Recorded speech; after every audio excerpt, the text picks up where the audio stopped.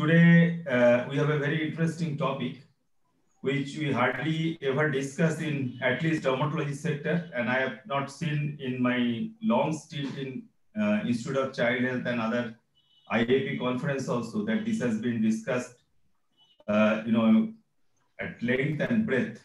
This is the topic, which is nutritional deficiency and skin diseases.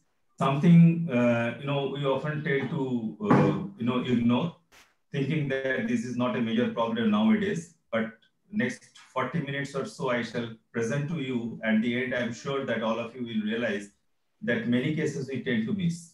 That is my goal. And today with me, we have a very dynamic set of panelists.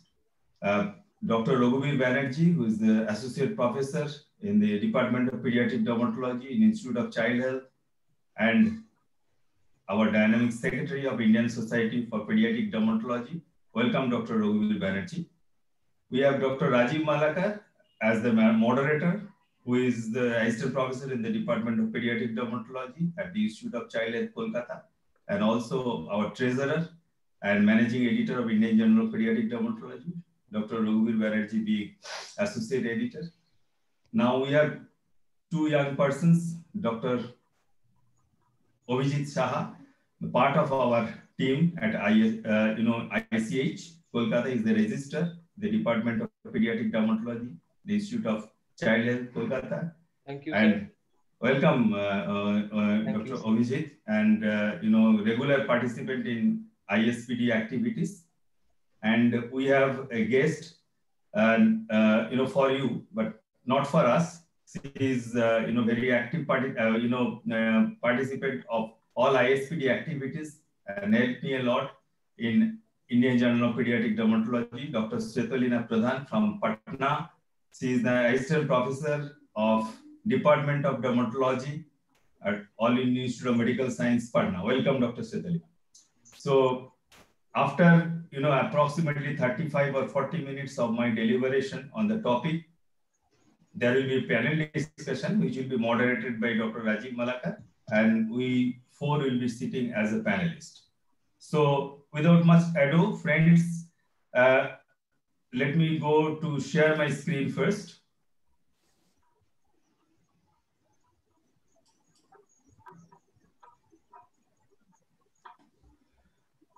At the very outset, I would like to sincerely thank Curatio Healthcare under the able leadership of Mr. Rajiv Nair and team for sponsoring this activity, not only it, for various other activities in Institute of Child Health on pediatric dermatology. They are doing a lot for pediatric dermatology, for our Institute of Child Health, as well as for our ISPD. So my sincere thanks and gratitude to Curatio Healthcare. So now coming to the topic, cutaneous manifestations of nutritional deficiencies in infants and children. Now, these are some of the points to ponder for all of us, that currently various nutritional deficiencies in Indian populations are not as common as it used to be even a decade back. So something which is out of sight becomes out of mind, and we tend to forget that the nutritional deficiency is also important problem in children, and their skin manifestations also equally important. But overall, this reflects that our country is growing fast, both on economic front, development, and improved healthcare system. So nowadays, we hardly see a child with kwashiorkor or marasmus, which I shall be showing to you, as we used to see during our MBBS days quite often in our medical college OPDs.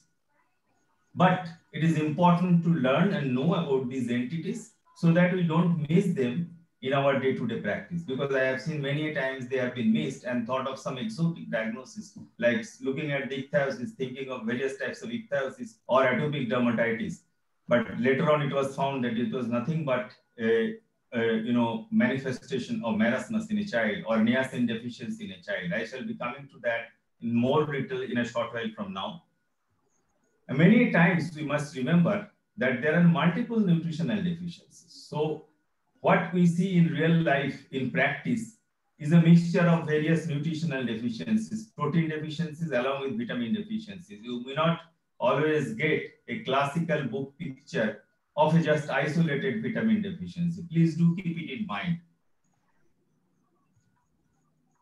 Now, the classifications of nutritional deficiencies in infants and children, they are like this: micronutrient, vitamins and minerals, then macronutrient like protein, carbohydrate, fatty acids. There are certain heritable disorders of nutritional deficiencies, which I shall be, touching briefly.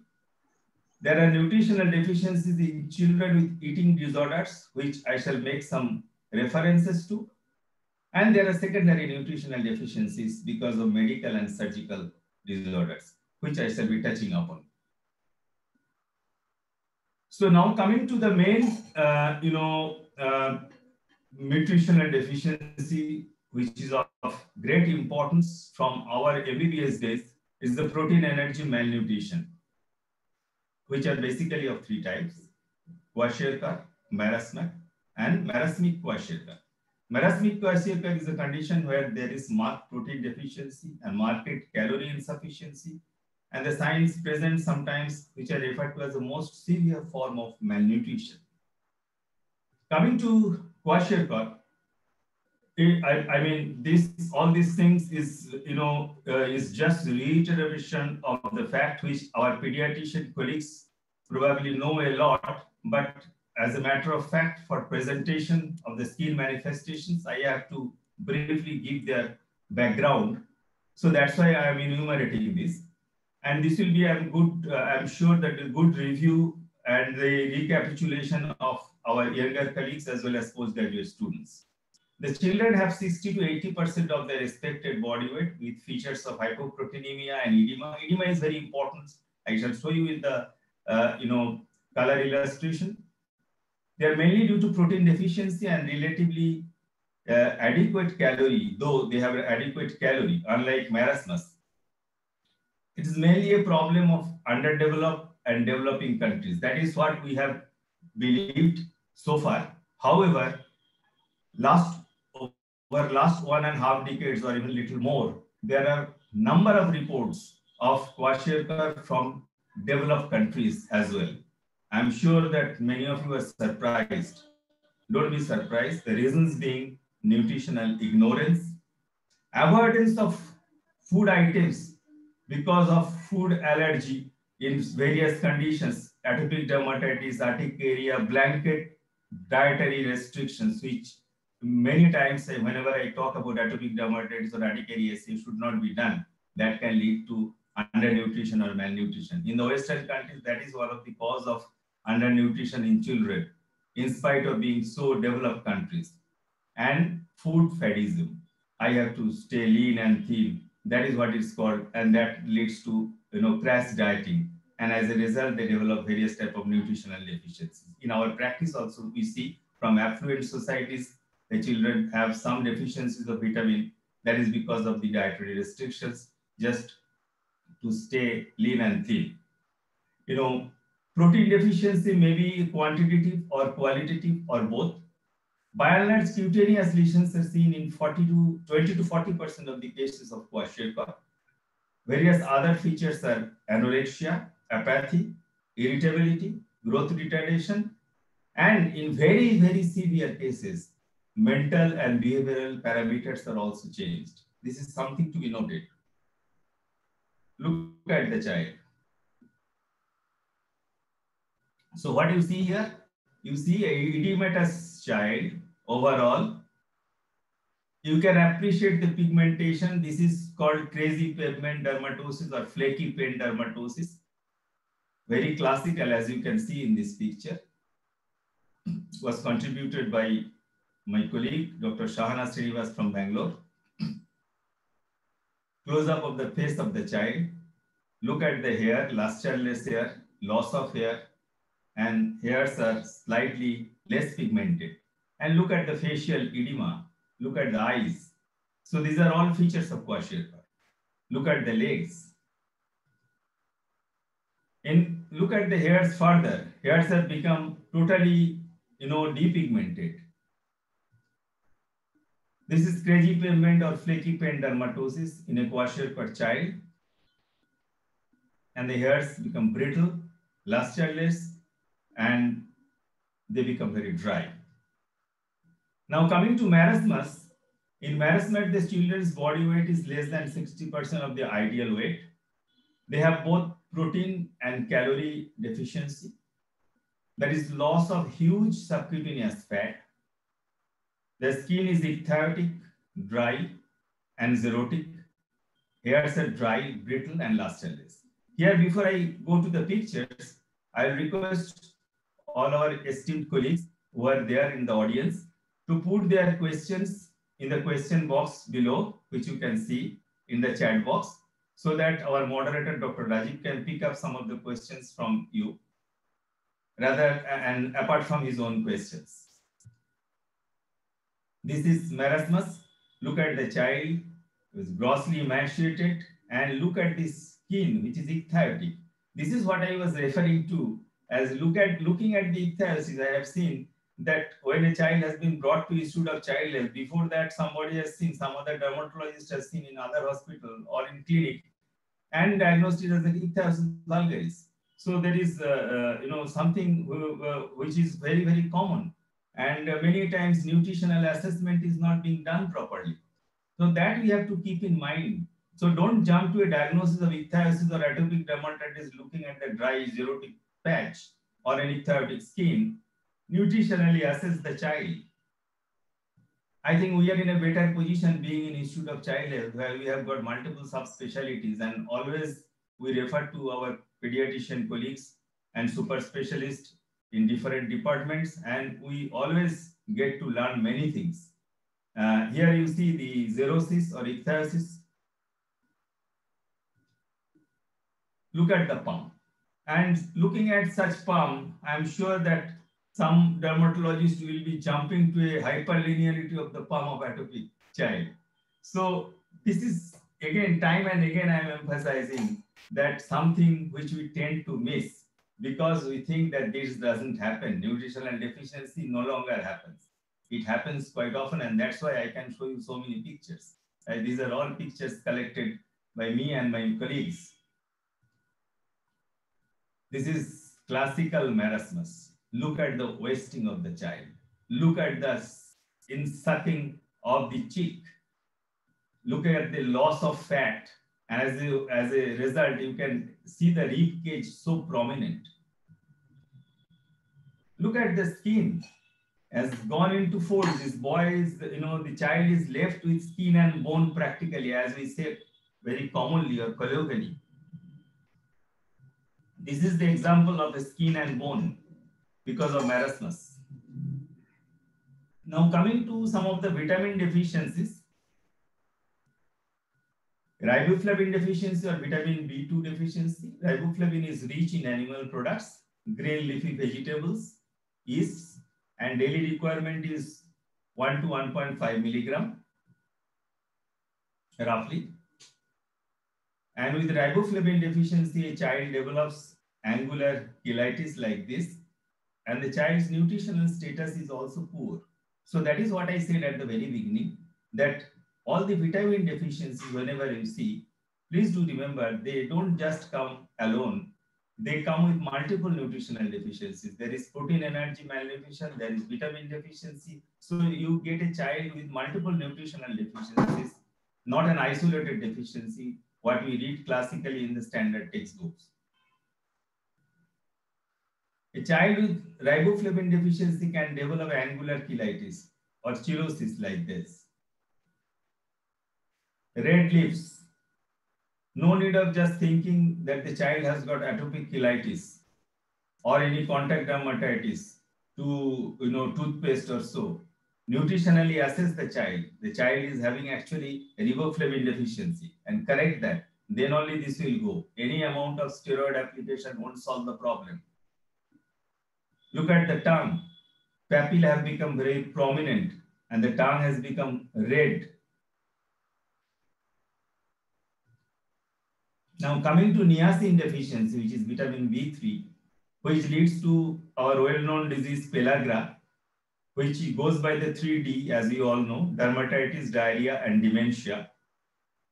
Dementia, delirium, all these things, peripheral neuropathy, come at a much later stage. If in the early stage you are not able to diagnose this condition, you tend to miss these cases. Then only all these complications develop, neurological complications develop.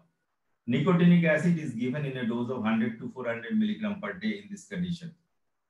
So I'll share some pictures with you of niacin deficiency. As you can see here, ichthyotic skin. This may well go in just as an ichthyosis vulgaris or lamellar ichthyosis, but unless and until you look the child as a whole, look the patient as a whole, probably you will tend to miss the nutritional deficiency as a cause of secondary ichthyosis in this child. In this particular case, niacin deficiency. Another picture of the upper arm of the same child. Look at this child. You see the classical castle's necklace appearance and the appearance of the lesions over the photoexposed areas over the hands and feet. That is what the pellagra presents as. And then if you take the history of a chronic diarrhea, then only probably you will think of a possibility of, pellagra, which is so glaring from the presentation in the child, and particularly looking at the child's, overall body growth and nutritional status. Close up of the lesion, just to show you the classical lesions of pellagra. Another lesion of pellagra you should always keep in mind, and in my practice, I have seen many times with lesions in the perianal region. The poor child has been, recommended investigations like VDRL, HIV, and so many other things, thinking that this is the case of child abuse and this is a sexually transmitted disease in the child, forgetting that this can be a manifestation of pellagra. Perianal lesions, like scaly lesions like this, is a manifestation of pellagra. And we have seen a couple of children. This is one of such child in whom we had this type of lesions. Now coming to features of pyridoxine or vitamin B6 deficiency, it presents as a seborrheic dermatitis or atrophic glossitis, angular cheilitis, multiple aphthous-like ulcers. Many times you don't get a clue that what is the cause of aphthous ulcers. We always think in terms of, idiopathic aphthous ulcer, or we try to rule out Behçet's disease. We think of viral infection, particularly herpes virus infections. But one should keep in mind this possibility also, that whether this is pyridoxine deficiency or not. I shall show you a picture. There may be conjunctivitis, intertrigo. Later stage, when these are not diagnosed at the beginning, neurological symptoms appear like neuropathy, somnolence, confusion, and it can produce sideroblastic anemia because of impaired heme synthesis. Early pyridoxine deficiency, just like this cheilitis, many of the dermatologists might think of that exfoliating cheilitis, which is very common in our practice. That's why it is very important that you must keep these possibilities, that nutritional deficiencies also in many of these conditions. So is what I am going to show to you today. Look at the child. You can make out, looking at the face, look at the hair, the color of the hair and the face, and angular cheilitis. Obviously, there is evidence of nutritional deficiencies. And the multiple aphthous ulcers, which I was referring to you as a manifestation of pyridoxine deficiency. Now coming to another vitamin deficiency, which is again not uncommon, but presents in a very peculiar fashion, like pigmentation. And this cyanocobalamin or vitamin B12 deficiency causes are lack of secretions, inhibition of the intrinsic factor, abnormalities in the receptor site of the ileum, and very rarely inadequate intake, particularly nowadays, even in India. This is the 7-year-old girl who was admitted in our Institute of Child Health with gross asthenia and anemia. The pallor is very evident, and pigmentation over the lips, pigmentation over the knuckles, over the fingertips, and the hair was also less pigmented, pigmentation over the toe. And you see another child, look at the hair. Hair are less pigmented. You can see angular cheilitis. You can see tongue totally bald. You can see the pigmentation over the knuckles and toes. What you have to do, you have to do a peripheral blood smear to see the hypersegmented neutrophils. You may see megaloblastic anemia also, but that is more picked up on bone marrow aspiration. Now, the cause of hyperpigmentation in vitamin B12 deficiency, many times my students ask, what is the cause of it? This is the cause actually. There may be because of reduced glutathione that leads to tyrosinase activity, increased tyrosinase activity, or there may be defective melanin transfer between melanocytes and keratinocytes. Now, another disease, scurvy or vitamin C deficiency. Vitamin C deficiency by and large does not occur in a healthy and hearty child. It occurs in certain situations. What are those situations? In developmental and behavioral issues like autism, malabsorption syndrome, iron overload, in case of adult, alcoholism, chemotherapy, bone marrow transplantation, in case of celiac disease or Crohn's disease. So these are the background setup of developing vitamin C deficiency leading to scurvy. Scurvy manifests like pellagra manifests with 3D. Scurvy manifests with 4H. Those 4H stands for hemorrhage, hyperkeratosis. Hypochondriasis means less collagen formation. So as a result, bone synthesis is hampered and there are a lot of changes in the bone, and that is called scorbutic bones and hematologic abnormalities. I shall show you everything. So look at the skin in vitamin C scurvy, again looking like an ichthyosis, like dry skin. But you have to go more into detail to look at the legs of the child. You see the knee joint and totally gross malnourished atrophied muscle of the thigh and legs. And radiological features, there is metaphyseal beaks and transverse lines, increased or decreased opacity may be seen in scurvy. The beaks are known as Pelkan spars, and they are associated with bony fractures. This is how they look like. This is tongue in scurvy. There is exfoliation over the lips, almost bald tongue, some papillae still remaining at the lateral margin, but the tongue is definitely red as well as the lips. This is the gum bleeding in scurvy, which is very common. Another thing you see is the perifollicular hemorrhage. This particular slide has been contributed by me, by Dr. Setalina Pradhan. I'm happy that today she is there with us as a panelist. And here you see the perifollicular hemorrhage, which is very characteristic of scurvy. And you see corkscrew-like hairs, as it is classically described. Now, see this case, which has been shared by one of my colleagues. I shall divulge that name later on. This 7-year-old, girl with alopecia for 6 months, it was thought that it is a vitamin D resistant ricket, because vitamin D resistant rickets, a very important feature is alopecia. Now look at the vertex and look at the occipital region. Both the areas there is gross lack of hairs. However, our dermatologist colleagues, with the help of pediatrician colleagues, thought of scurvy, and they did X-ray of the long bones. And what did they find? They found the white line of Frankel, which is calcification of growing cartilage, and there is signet ring epiphysis. These are very characteristic of scurvy. Now, after 2 months of treatment with vitamin C, you see there is vertex, which was absolutely bald. There is growth of hair. You see over the occipital region, there is fair growth of hair. Both the things after 4 months of treatment, both the areas you see fairly good growth of hairs. So the hair loss was secondary to scurvy, not because of any hair disorders per se.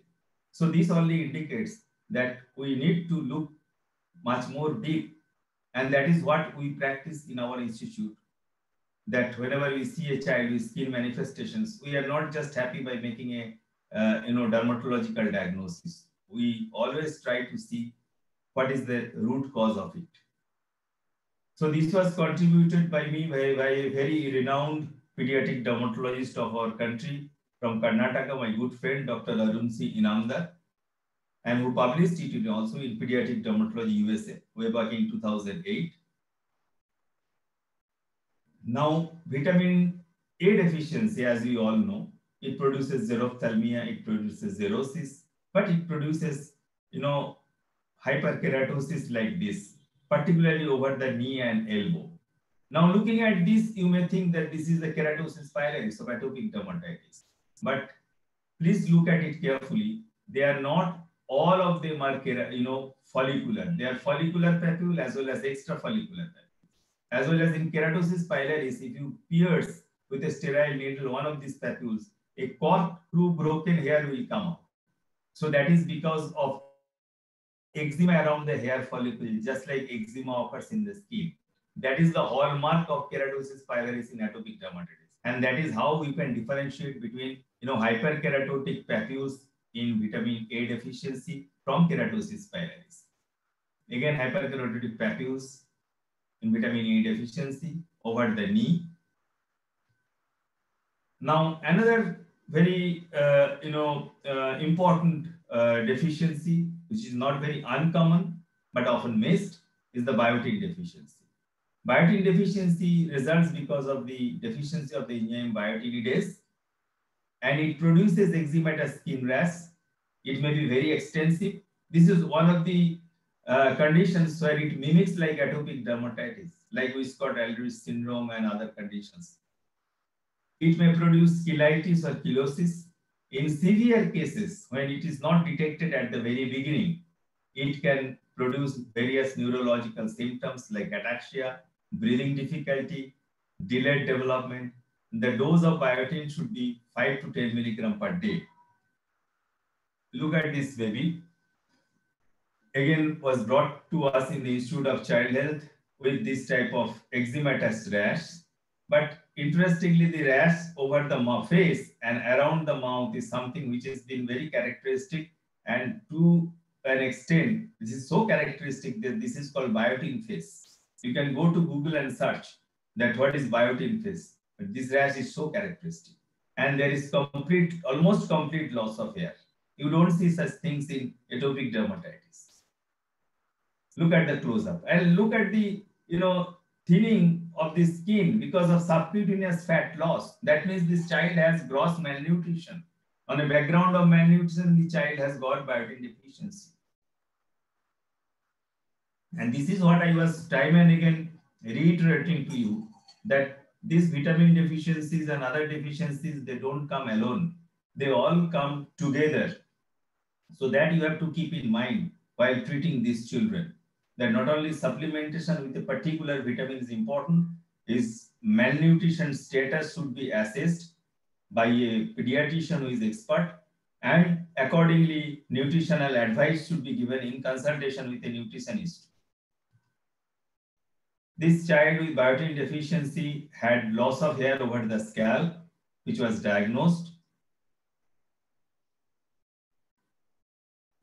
This was contributed to me by our director. In fact, some of the other slides also by our director, Professor Dr. Apurva Ghosh. It was very kind of him. And you can see that after biotin supplementation, there is good growth of hair, but still angular cheilitis and cheilosis that persist. That means it takes longer time than hair. See wonderful growth of hair after biotin supplementation for nearly 6 months. Who can say that this child had once total loss of hair almost? Coming to another condition, which is probably much more commoner than many other conditions which you have seen so far. A child presenting with history of chronic diarrhea, few months diarrhea, and then eczematous lesions around the mouth, periorificial region and over the extremities. Two more features which are very common. One is irritability of the child, and the other one is photosensitivity. And I'm sure that you have made the diagnosis. See, periorificial lesion around the nose, around the mouth, and these are eczematous lesions. However, they don't need topical steroid. You can just give moisturizers, but you should give moisturizers along with supplementation with something I'm telling. So I'm sure that you have made the diagnosis. This is because of zinc deficiency known as acrodermatitis enteropathica. And here you have to supplement with zinc 5 milligram per kg per day in 2 divided doses. And it should be continued for a few months if it is secondary, but if it is primary, it should continue lifelong. But what is more important is that a very irritable child with history of chronic diarrhea, after you supplement with zinc, and in case there is other nutritional deficiencies, you supplement with other nutritional components also.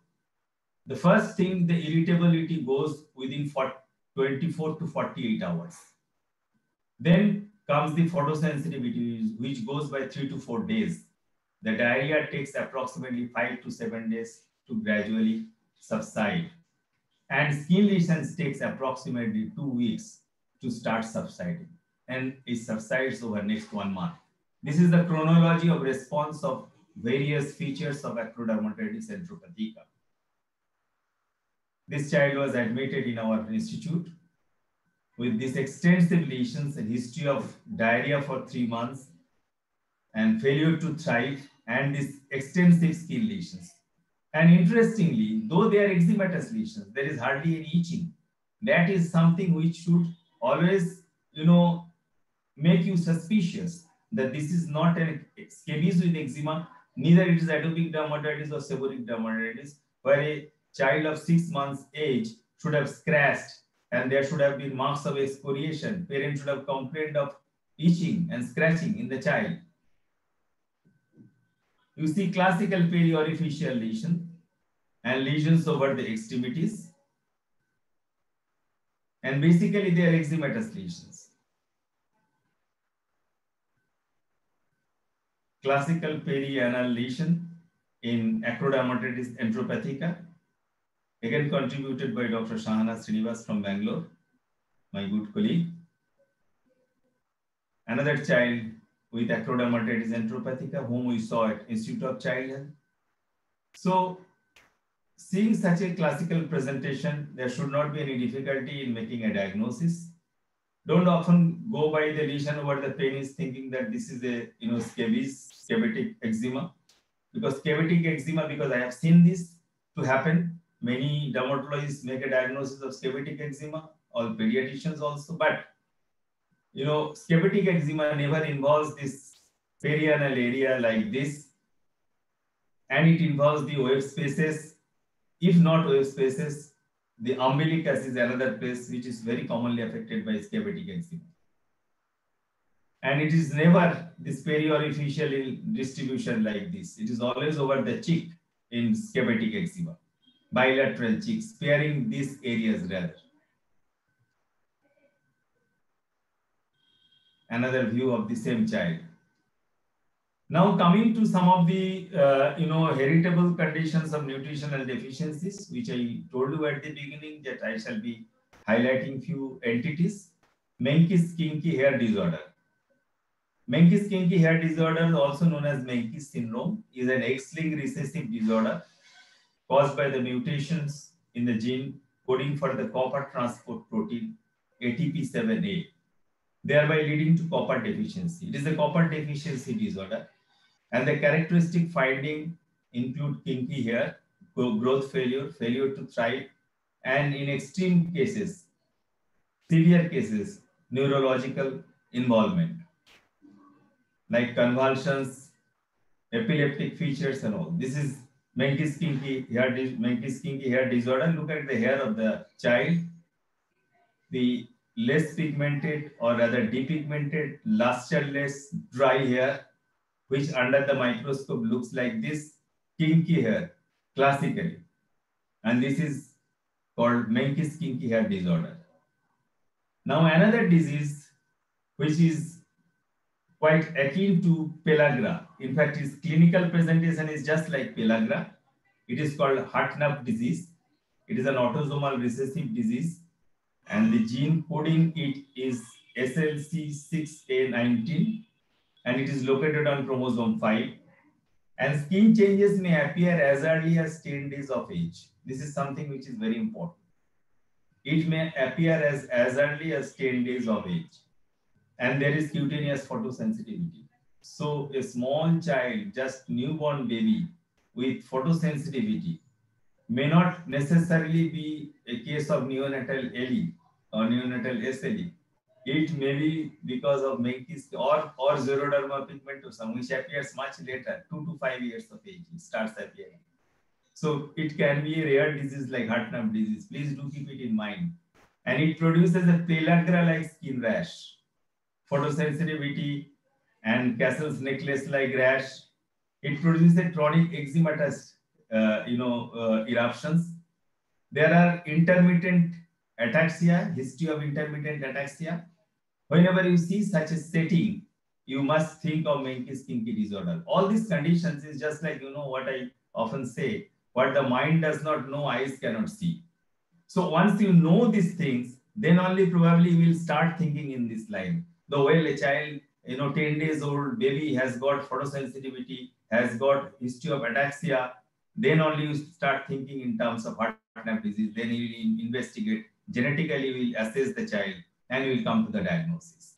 There is urinary excretion of neutral amino acids, which is increased, and diagnosis is made on the basis of clinical features and, of course, urinary findings. So here you see a 14-year-old girl who had this Hartnup disease. Over a period of time, she had mental retardation also, photophobia, nystagmus, strabismus, and there will be gingivitis also, short stature. These are all features of Hartnup disease.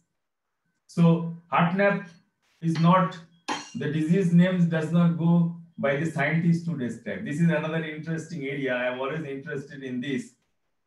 Like Ann Arbor classification of Hodgkin's lymphoma. I used to ask my junior in PGI, who is Ann Arbor? And they used to say the big scientist from USA. I said, no, Ann Arbor is a place in USA. So here Hartnup, the disease does not always go by the name of the scientist to describe. It is very interesting. I don't know how, how many of you know, what is the origin of the Hartnup disease. Hartnup disease comes from a family, English family, Hartnup family, who first suffered from this disease. That first it was diagnosed in them. So by the name of the family surname, Hartnup, it came as the diagnosis, still going on as a Hartnup disease. Now, this entity is relatively quite rare, vitamin D resistant ricket, but I'm sure my pediatrician colleagues, they see it in their practice. It is a rare autosomal recessive disorder. This is because of the mutations in the VDR gene encoding the vitamin D. Features are hypocalcemia, hypophosphatemia, secondary hyperparathyroidism, elevated alkaline phosphatase, and an increased serum 125 dihydroxy vitamin D3 level. Alopecia is found in many patients with hereditary vitamin D resistant rickets, and maybe the only obvious symptom in some cases. Please take it, do note it.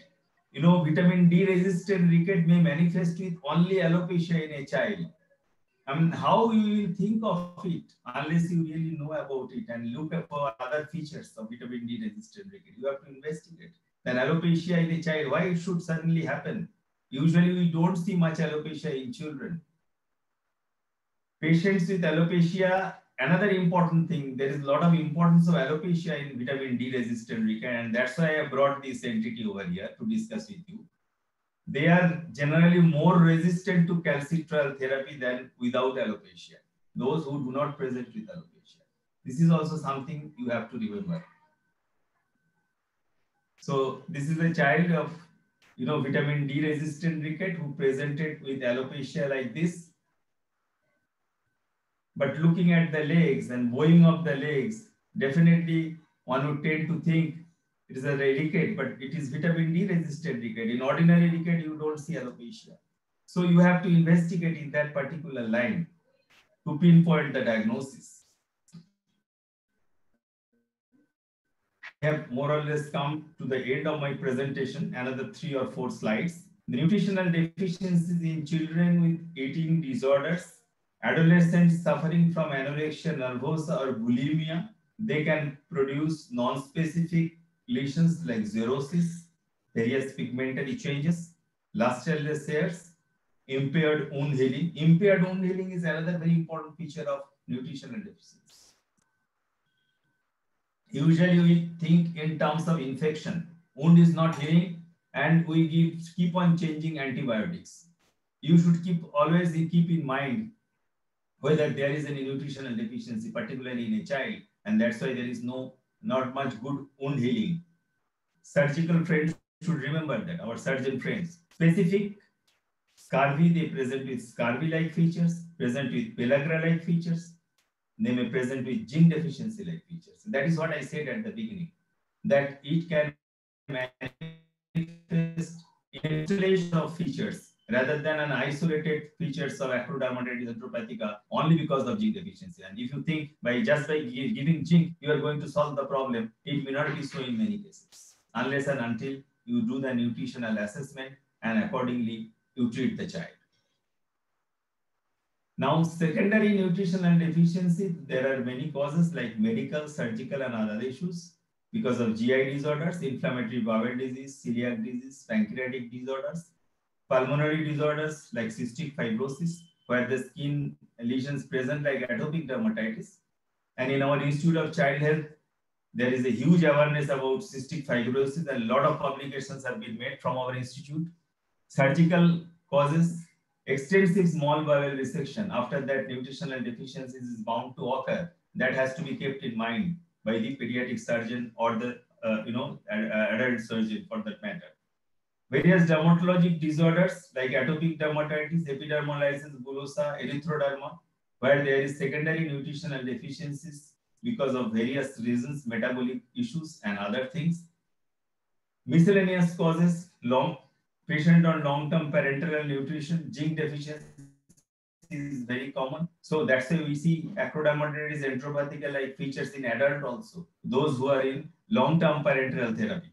Short bowel syndrome, children with developmental delay, autism, neuropsychiatric and neurological issues, they are more prone to develop number of nutritional deficiencies. Classical, I have described to you, vitamin C deficiency, scurvy develops in this group of patients. A lot of other vitamin deficiency develops, niacin deficiency develops in this group of patients. In case of child neglect, of course, and of course, last but not the least is poverty. So all these things we should keep in mind. So before I end, once again, I sincerely thank the sponsor of our program, Curatio Healthcare, under the able leadership of Mr. Rajiv Nair and his entire team, for academic activities in our Institute of Child Health, giving all sorts of support, not from today, but for last 1 decade, and always, supporting the academic cause of Institute of Child Health. Thank you very much, Mr. Rajiv Nair and team. And here I thanks to all of you. Now we'll switch over to the panel discussion. And with this, I invite Dr. Rajiv Malakar as a moderator to moderate this session. Now the stage is over to you, Rajiv. Thank you, Shantipanda. That was a brilliant, excellent, and comprehensive discussion that you took us through. Let us see whether there are certain points to discuss. The cases were excellent, especially the clinical material. Awesome. Thank you. Thank you. Thank you. Exactly. Many of the things I'm seeing in my life first time, maybe. Many things got recapitulated, sir. Thank you. Thank you very much. Excellent, excellent presentation. Shantipanda, get ready. So you are with an assault rifle, which our Indian army are getting at Chinese border, Ladakh. It's hidden. Let us find it out what it is. Yes, please. So we have accepted more or less that nutritional deficiency per se because of the global dietary deficiency is lessened nowadays. That is true. So what are the most common clinical scenarios where you find the chances or you find more cases of nutritional disorders or nutritional dermatosis? There are, two, very polarized, group of people. One, I have highlighted that, Rajiv. Two, rather three, I would say. The first group is definitely the people who are poor people. Still from remote villages, we get nutritional deficiencies in extremely poor people, people who live below poverty line. That is a small, group of people. But in another group is the various disorders, particularly neuropsychiatric disorder, autism, and so many other things which I highlighted. They are prone to develop nutritional deficiencies, particular nutritional deficiencies which I highlighted. And the third group, which I see in my practice from affluent, family also, because of over dieting, over consciousness about the body weight and gymming and all these things, they have selective nutritional deficiencies. I am sure that you have also seen, and all of you have seen.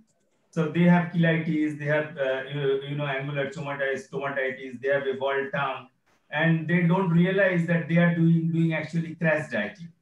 This is the third group. Here I must add that often I have seen in case of atopic dermatitis, in which I have been working for so many decades, that many patients, because of the advice by the neighbors, friends, or their general physicians, there is blanket dietary restriction. So atopic dermatitis, allergy, so these are the things to be avoided. Brinjal, egg, prawn, chicken, everything should be avoided. As a result, they land up with nutritional deficiencies, which I mentioned very categorically, that even in the Western countries, why do they see Kawasaki cut these days? And what I really wanted to ask basically is what are the common clinical scenarios where you find nutritional dermatosis as a dermatologist in your practice? Rajiv, can I answer that? Clinical scenarios. Raghu wants to take it up. Yes. Sandipanda has very comprehensively dealt with your question, but if you want to know some specific scenarios like patients with erythroderma, a child with erythroderma, exactly, or other conditions, as Sandipanda mentioned about atopic dermatitis. So these are the conditions where there can be associated nutritional deficiencies also. True. Sir, I have seen in adolescent girls 2 cases having ascariasis or infestation leading to nutritional deficiency. And aneuplosis, because of decreased appetite, the patient landed up in nutritional dermatosis. Right. Premature infants and those mothers are walking, cannot breastfeed properly. Those are on bottle fed or top fed, that they are also prone to develop this kind of things. Right. Okay. So there is a study which mainly deals with, that study was conducted in Uganda and Zimbabwe, combined study, where they conducted a study about presence of, this is known as severe acute malnutrition nowadays in HIV AIDS children. And they were found after starting HART therapy, almost 50% of the children has to be admitted with severe malnutrition. So do you think the background of immunosuppression or AIDS may be an important factor which might precipitate this condition? Yes, of course. I think that is a very relevant issue you brought up, Rajiv. I have not mentioned that in my presentation. I forgot to mention that. Yes, underlying, I mentioned about, various malignancies and bone marrow transplantations. Of course, immunosuppression and various cytotoxic drugs of course, on a background of immunosuppression, suppression either because of drug or because of HIV, there can be a high chance of nutritional deficiency features. As we know, earlier we used to think that in a person in whom you were suspecting whether it is a child or adult, HIV infection, very high percentage of them, 40 to 50% of them, their skin rash present as a seborrheic dermatitis like features, and that is how we used to think. That is still quite relevant. Rajiv, may I? My next, if the actually maternal history of any drug intake, or if the child is on any drug for any kind of anticonvulsant or any kind of anti-TB drug, these are also important thing to keep in mind, that can cause different type of manifestation.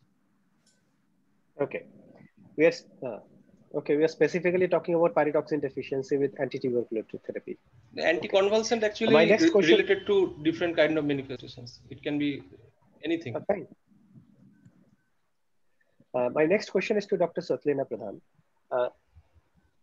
As we know that there are certain pointers, clinical pointers, which suggest that a case might be a case of PID or primary immunodeficiency. Are there such constellation of signs or pointers which might suggest that the case that you are dealing with may be having nutritional dermatosis?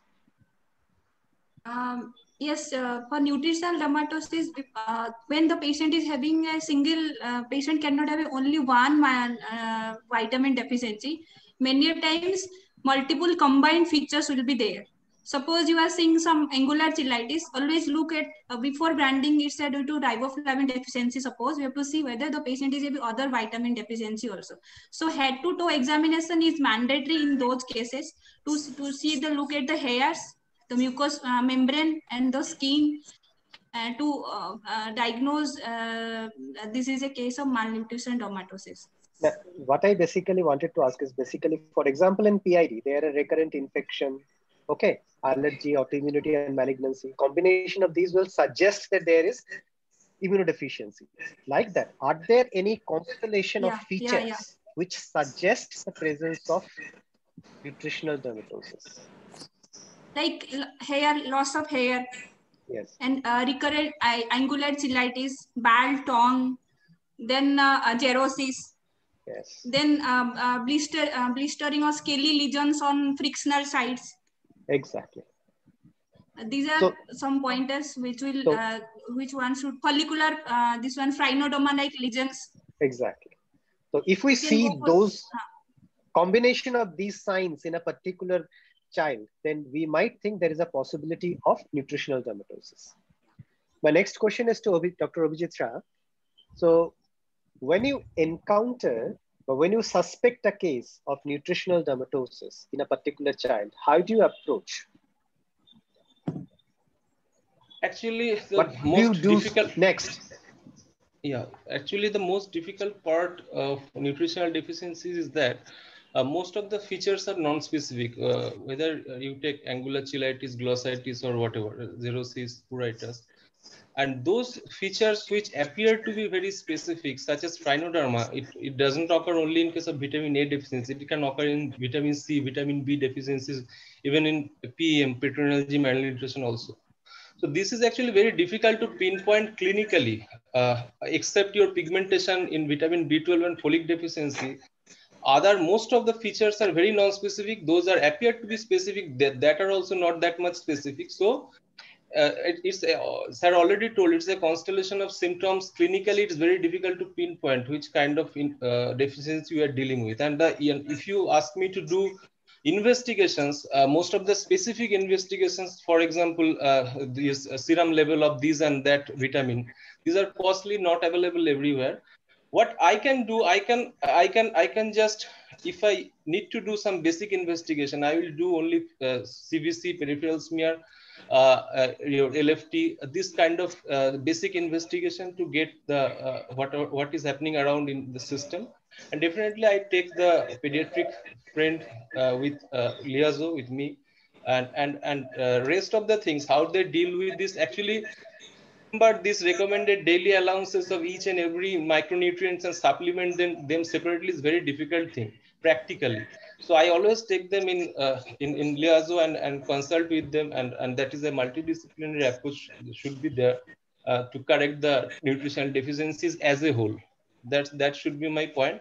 And definitely this is the one part, and definitely I will try to find out if there is underlying cause of the particular deficiency, why it is happening there.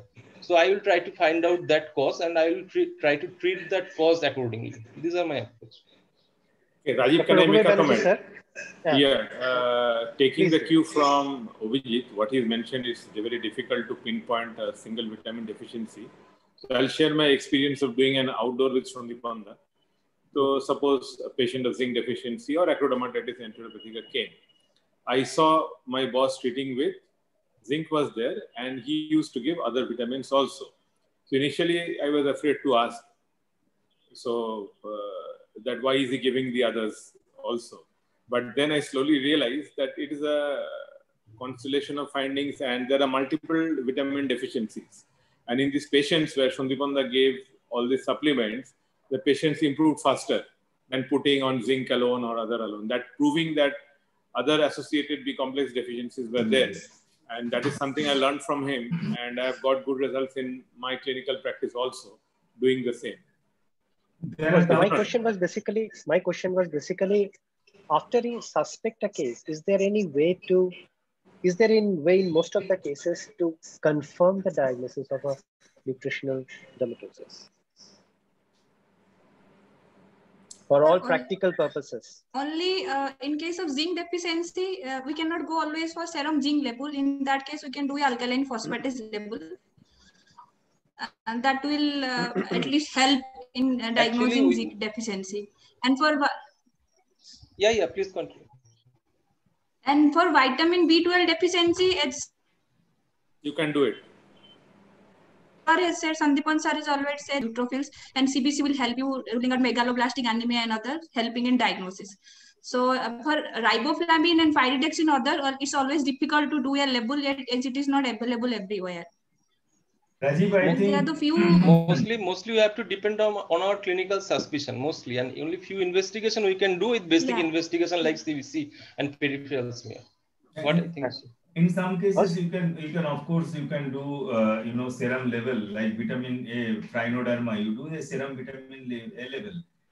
I what I wanted to point out to you that there are certain questions from the audience. Good number of questions. There is a huge response in the audience actually. I wanted to pick up some of the questions. I can see. Thank you, sir. Yeah. So I can see in the question answer box that somebody has asked.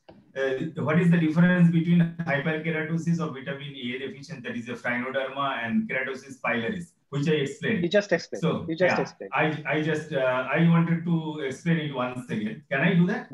Yes, sir. Please do. Yes, sir. So hyperkeratosis of Frinoderma is extremely difficult to differentiate from keratosis pilaris. This is, frankly speaking, this is true.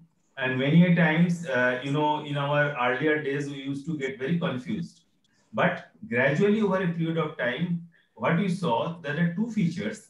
There may not be very frank xerophthalmia. Neither we are expert in looking at the eyes, and to find out xerophthalmia, you have to send the child to, our ophthalmologist colleague. Pediatricians, of course, are more experienced in looking at that, xerophthalmia.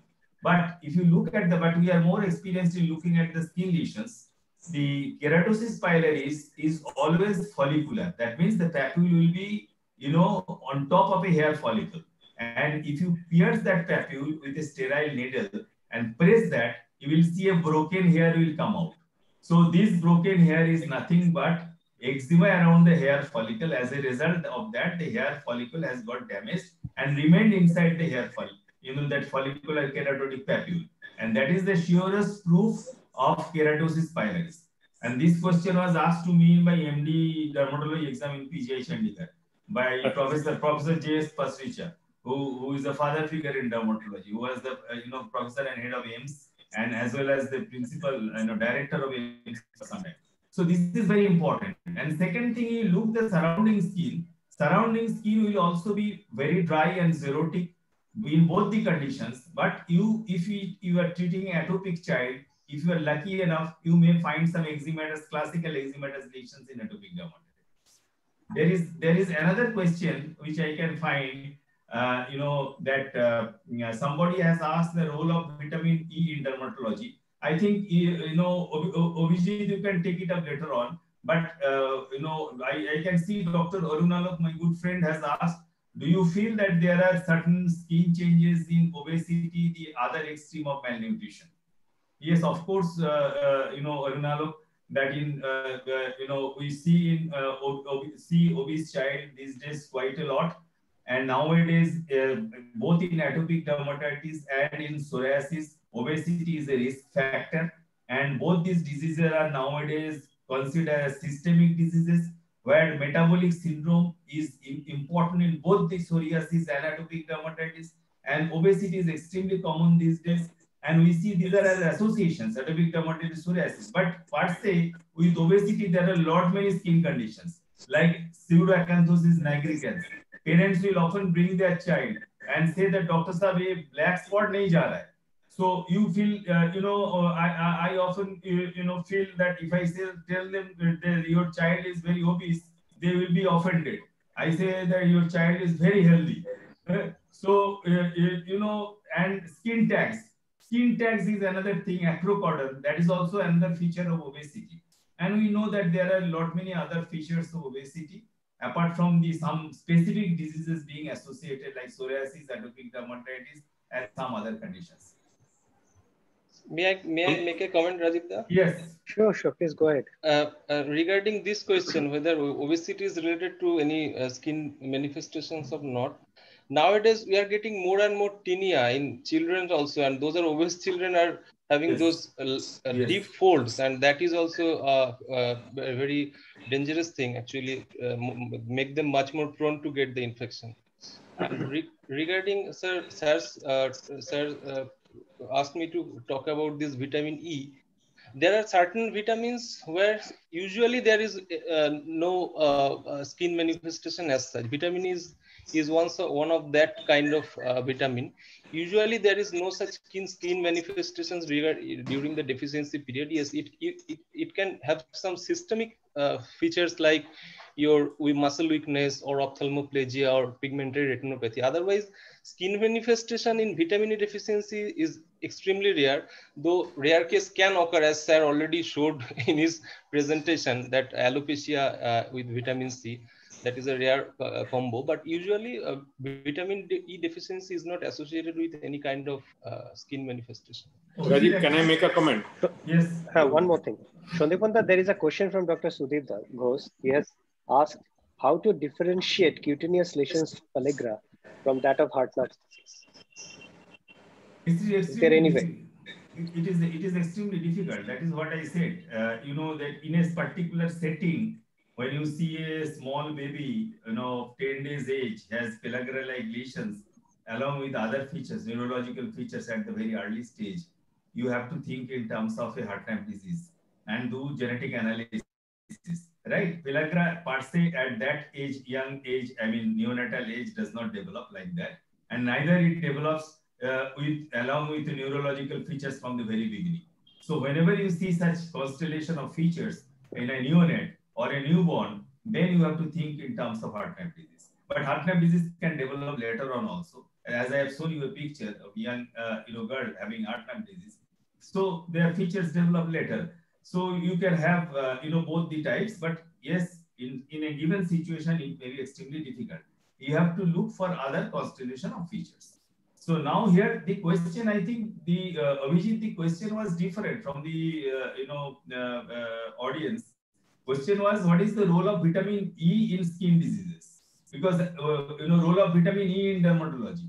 Because I am sure that they have seen many dermatologists right, left, and center vitamin E for all kinds of skin conditions.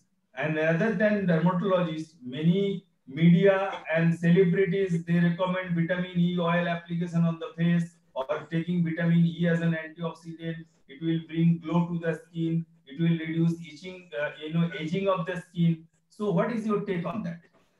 I don't write, sir, left and right. Right. You write at the center. Not even on set center. Okay. Okay. I don't prefer this kind of polyformness. Yeah, Okay. I try to be very specific. Actually, the fact is the fact of the matter is that, can I answer, Rajiv, this question? Yeah, please do. Please do, sir. Actually, there was a full issue on this, all these antioxidants in our Blue Journal. We call it Blue Journal, Journal of American Academy of Dermatology, very prestigious, one of the most prestigious clinical dermatology journal in the world with very high impact factor. A full review came on role of antioxidants. Oral antioxidants, except deficiency of a specific vitamin or vitamin A or vitamin C, there is no role of antioxidants to increase the elasticity of the skin either, or reduce the skin wrinkling potential of the skin. There is no role practically. All the meta-analysis were analyzed there, and it was totally, this particular theory was totally rubbish. And second thing is the topical application of vitamin E oil and other thing on the skin. Let me tell you that vitamin E oil and others, they are all macromolecules. Through skin pores, maximum 800 kilodalton molecules, they penetrate the skin. So what are the different kilodalton molecules? Topical steroid is approximately 500 to 600 kilodalton molecules. That's why topical steroid penetrates well into the skin. Topical tacrolimus is approximately 720 kilodalton molecules. That's why it penetrates the skin. But cyclosporin was also tried topically. If you go back to 20 years, you will see there used to be topical cyclosporin marketed in US. Then they withdrew from the market because US FDA strongly discouraged it. So topical cyclosporin's molecular weight is 1000 kilodalton. It does not penetrate the skin. So there is no concept of topical cyclosporin.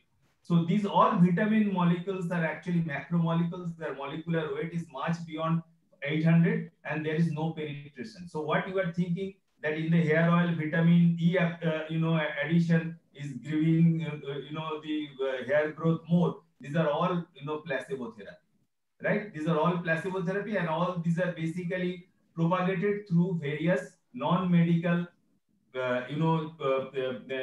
ways, by various media, electronic and print media, by advertisements, rather than any scientific proof.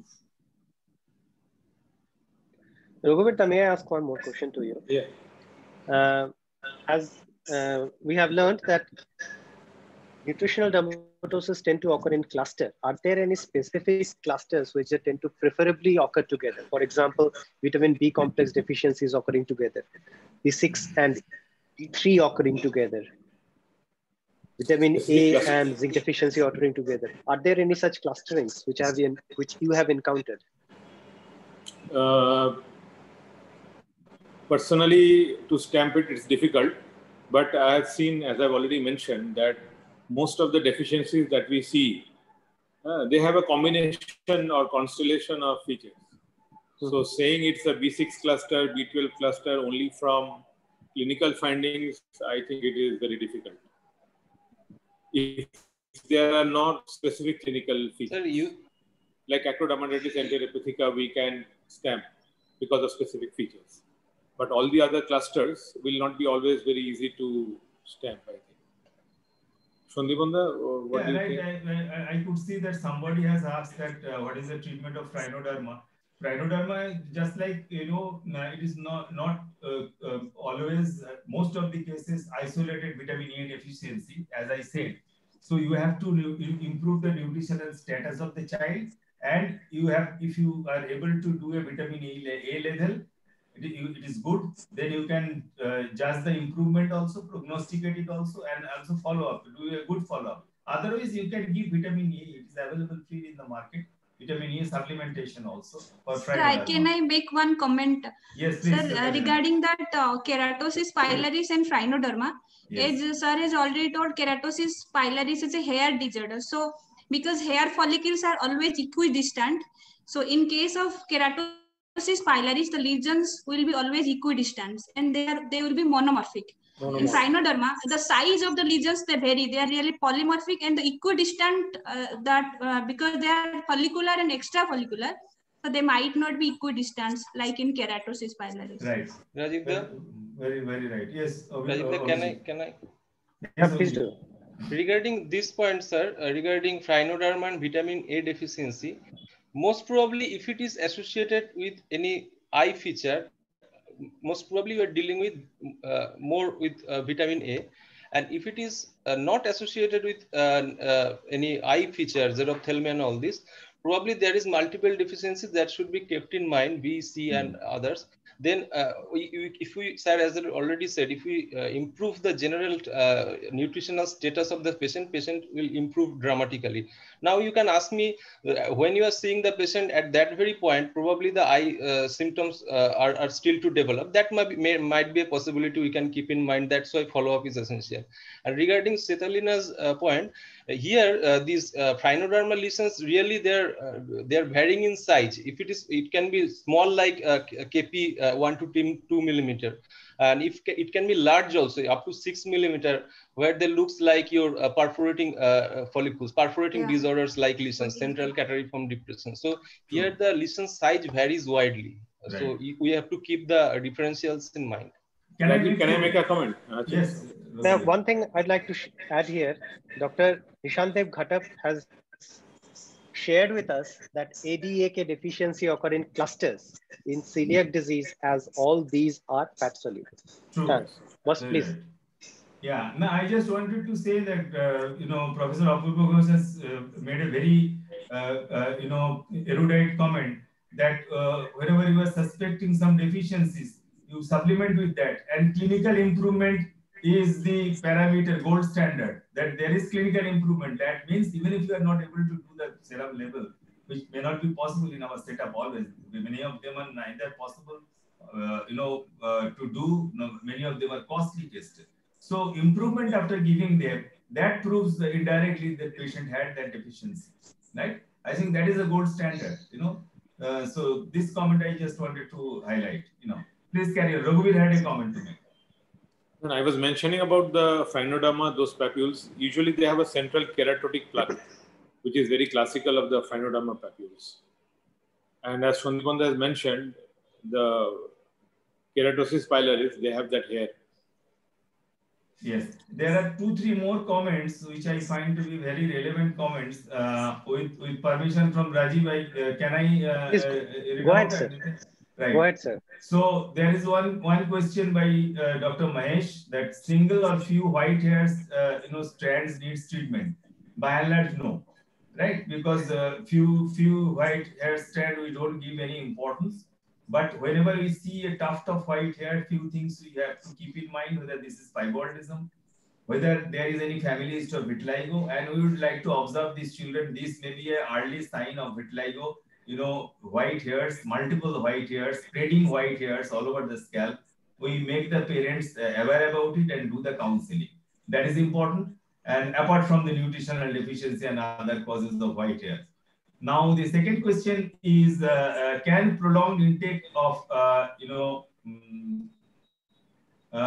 prolonged intake of PPI cause vitamin B12 deficiency due to non-secretion of intrinsic factor? Dr. Islam, yes, it can.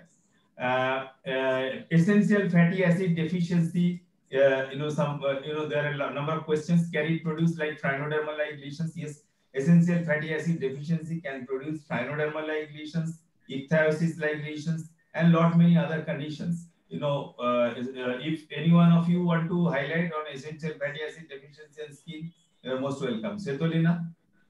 Sir, essential fatty acid can cause Phrynoderma-like lesions, and in that case, it can cause other problems also, like it can cause in male scrotal dermatitis, eczematous skin lesions, right, and ichthyosis. Apart from, so before differentiating from Phrynoderma and essential fatty acid deficiency, so you should look all these sites to differentiate both these conditions. Correct. Can I make a point, sir? Yes, Abhijit. Regarding essential fatty acid, the overall skin is very dry. That is a very important point. Overall skin is very dry. there may be prominent erythema and intertriginous involvement. That's why any eczematous condition regarding atopic dermatitis and other deficiencies like biotin and zinc, these are very common differentials we have to keep in mind. Along with that, there will be definitely other signs of deficiencies which are non-specific, like your sir already said, impaired wound healing, petechia. In long run, there might be growth retardations. These will be there, but if you want to say me specifically, overall skin is very dry. There may be follicular hyperkeratosis, and there may be intertriginous eczema-like lesions. These are the very clinical pointers. I have experience of one patient having repeated that eczematous lesion in inguinal area and scrotal area, and along with this hyperkeratotic lesions and dryness of skin, was treated with oral steroid and topical steroid by some physician dermatologist for quite long. Then when I looked at this dryness of skin and hyperkeratotic lesions, then I suspected of this essential fatty acid deficiency. So then he was when I treated, the responded dramatically. Then I have made a point whenever I see some scrotal eczema lesions, I see for other sites also to rule out these things. And another point is regarding essential fatty acid deficiencies, to differentiate it from other deficiency like biotin and zinc. Here the eczematous lesion is much more generalized than to be distributed periorificially. This is number one. And regarding your another point, I forgot what you said. This treatment essential fatty acid need to be supplemented definitely. Can I make a comment? Please do. About the scrotal eczema or dermatitis, as Svetlana has said, there is also in riboflavin deficiency, that oroculogenital syndrome. There also you can get scrotal dermatitis or eczema. So you cannot stamp it as only for fatty acid. Looking at the hyperkeratotic lesions, dryness, you have to see combined together. And in this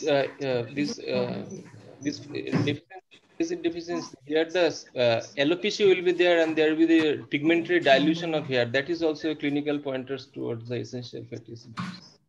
There are two comments actually which I found extremely important. One is Dr. Kaustubh Choudhury has written the McCune-Albright syndrome can have, pseudo-hypoparathyroidism. Yes, it can have rare, though the conditions are rare. And the second question is by our very learned, dermatologist colleague, Dr. Sudeep Ghosh, who is an additional professor in Arjikar Medical College. Is a very brilliant academician. He has asked a very relevant question: how to differentiate the pigmentation of vitamin B12 from Addison's disease? This I'd like to take it up because of late I have been interested in this subject, that Addison's disease and vitamin B12 deficiency pigmentation look alike to a great extent. There's no difference about that. We are not denying that. Both of them affect the knuckles. Both of them affect the lip, right? But pigmentation of the tongue goes more in favor of Addison's disease, right? As compared to pigmentation in vitamin B12 deficiency, where pigmentation of the knuckles and lips occurs, but tongue and cheek, they are more involved in Addison's disease. This is one.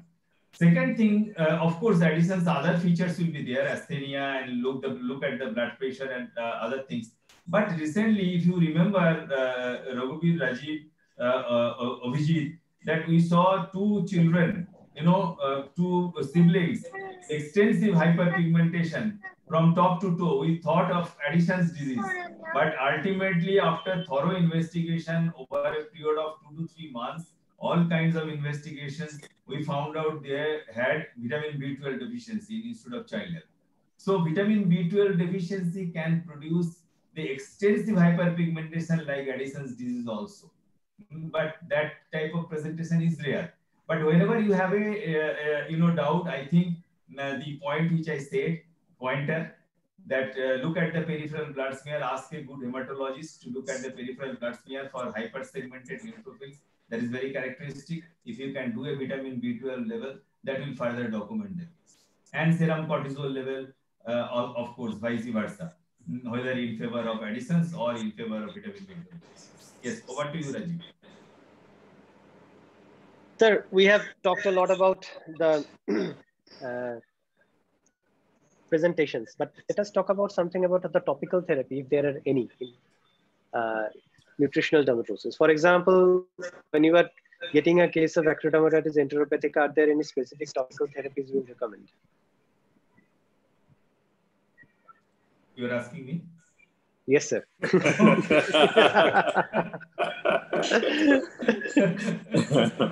Then you have to repeat the question again. Please come again. Sir, are there any specific topical therapy that you would like to recommend for nutritional dermatosis, specifically acrodermatitis enteropathica? Eczematous lesions of acrodermatitis enteropathica.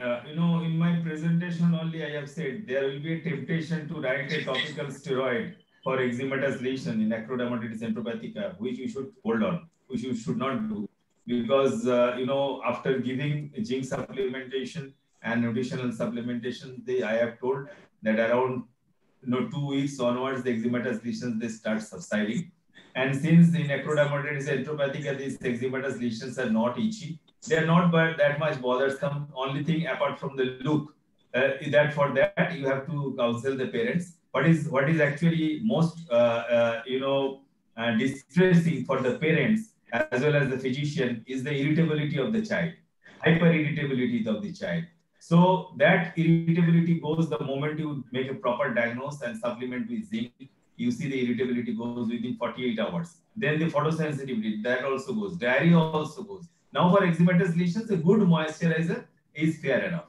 The moisturizer has to have all the components like white salt paraffin, liquid paraffin, gamma linolenic acid, AD-resil, and ceramide. All these things, they will make a good moisturizer. I think that can take care of the eczematous lesions. You need not unnecessarily give topical steroid unless it is extremely irritating. Some children I have seen, they scratch even those lesions. There you can give a mild topical steroid like Dezonite for maximum a period of 10 to 12 days or 14 days, not beyond that. Dr. Swarlina? Yes, sir. I don't give topical, sir. I don't give any topical. No. Yeah, one more thing. Listen to my question. I'm asking basically this. As we know that angular stomatitis or Paliki is quite common manifestation in nutritional dermatosis. Do you routinely recommend using topical antifungal, for example, topical clotrimazole in such cases? No, sir. I never give topical antifungal. If angular, so before diagnosing angular cheilitis, so with the patient is having nutritional deficiency per se, and the angular angular cheilitis is due to nutritional deficiency, I always look for the lips also. So lips will have a longitudinal fissuring also. Along with angular cheilitis, longitudinal fissuring also will be there.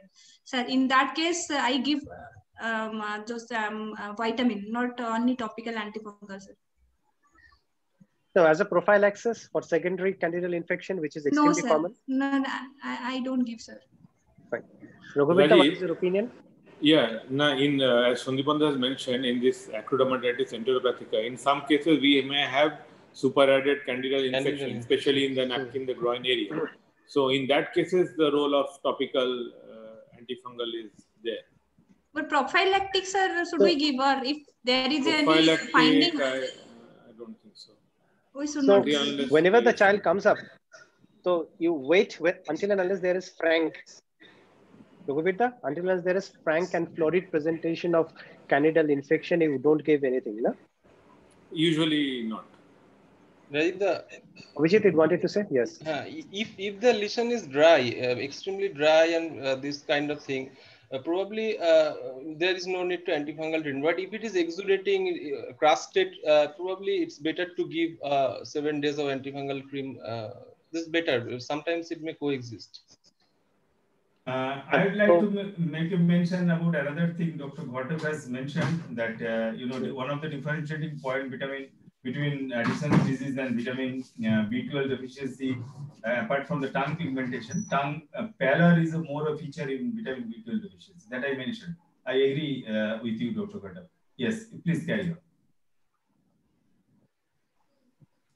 And Shondapanda, have you ever come across copper deficiency apart from the Menkes syndrome? Wilson's disease. Yes, I have seen you know, 2 cases of Wilson's disease. You know, one case in PGI Chandigarh, one in Institute of Child Health only, right? And they had classical cases Fraser's ring in the iris, and classical features of Wilson's disease. They had neurological complications like convulsions and other things, and serum ceruloplasmin level was also assessed, and they were a very classical Wilson's disease.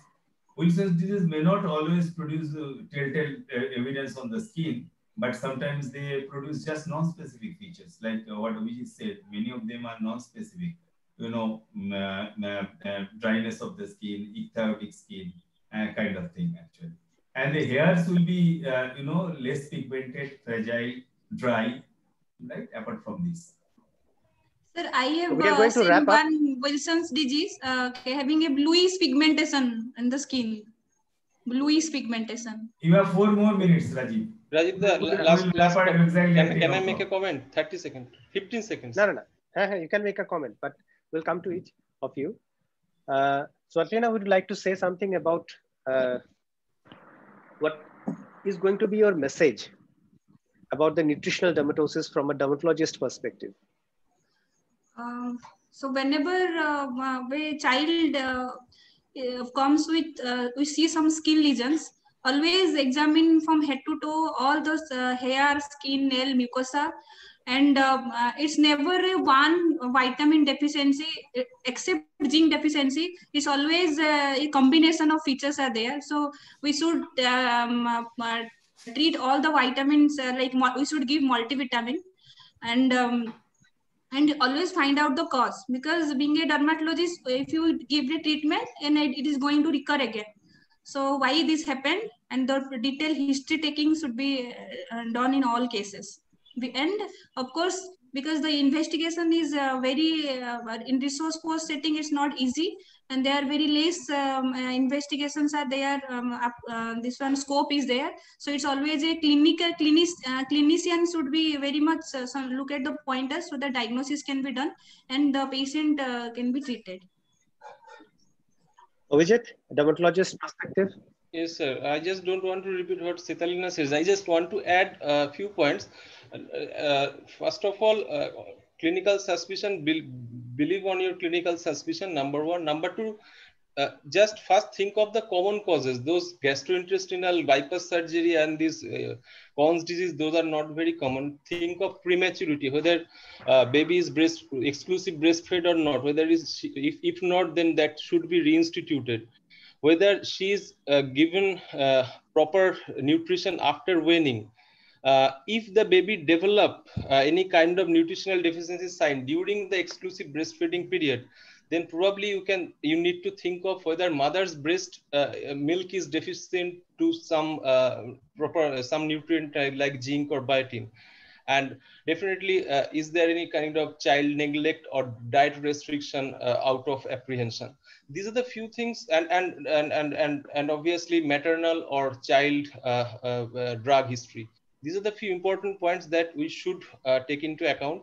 And number 3, we should work in collaboration with the pediatric friends, and we should treat as a whole. And if you at all want to do some investigation, just limit to the basic investigation, because we work in a very resource poor setting. Try to limit your investigations. Don't jump into the costly investigation at the first go. If something is not responding, suppose after zinc supplementation, ectodermatitis, enteropathic are not responding, then you can think of this biotinidase deficiency or organic aminoacidity. These are rare of the rarest thing. If any facial seborrheic dermatitis is not responding to standard therapy, then you can think of your deficiency disorder. So these are the few things which I think I should keep in mind. Sonibanda? Will you please sum up? Yeah, summing up means, you know, there is a question I found that somebody has asked, that it is a real challenge that in vegetarian people with vitamin B12 deficiency, how do you advise food advice? There are a few vegetarian items which are rich in vitamin B12. Now, one is the yeast, one is mushroom, one is very fortified foods, and some of the palms and some of the other fruits are also contains vitamin B12. And not that vitamin B12 in vegetarian is a big issue, and there you cannot give any food items. So basically, we talk about the non-vegetarian who get the vitamin B12 rich level from the livers and all non-vegetarian items. This is one. Second thing, my comment would be that nutritional deficiency disorders is a neglected diseases. Awareness about it is very important, because we have to think that in the line that today the nutritional deficiency, our lifestyle is westernized, our food habit has become westernized. So in the Western countries also, they are having nutritional deficiency because of specific deficiency of some food items, because of so much of preservatives, so much of artificial foods, so much of canned foods. So in our situation also, same thing can develop because of over consciousness about their diet and health and gymming habit, mushrooming of the gyms in all localities, and accordingly crash dieting without any proper consultation of a physician or pediatrician or a nutritionist, that can lead to nutritional deficiency. So in the days to come, probably we are going to see more nutritional deficiencies, selective deficiencies. We may not see very gross nutritional deficiencies like we see in kwashiorkor or marasmus, but selective nutritional deficiencies like just cheilitis, angular cheilitis, or stylosis, that may be there. We may not at times recognize them, but I am sure we should keep that in mind. Thank you, sir. Thank you, Dr. Swatlina. Thank you, Dr. Vijit. Boss, we should wrap this session up. I think thank you very much to the moderator, Dr. Rajiv, and the panelists,